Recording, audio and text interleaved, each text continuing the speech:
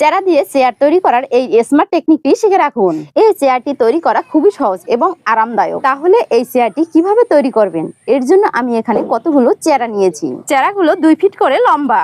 এখানে আমার মোট 16টি কাঠের চেরা লাগবে।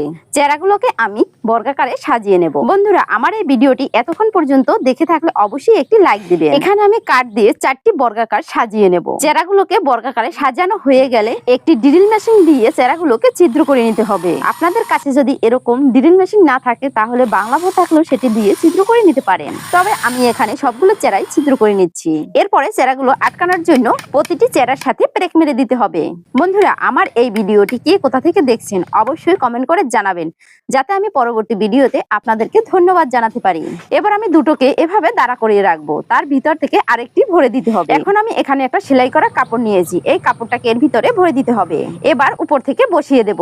যারা আমার আগের ভিডিওতে লাইক, কমেন্ট এবং শেয়ার দিয়েছেন তাদেরকে অসংখ্য ধন্যবাদ। তো বন্ধুরা, আমার এখানে কিন্তু শেষ পর্যন্ত ম্যাজিক চেয়ারটি তৈরি হয়ে গেল। ভিডিওটি ভালো লাগলে অন্যকে দেখার জন্য শেয়ার করে দিন। সবাইকে ধন্যবাদ।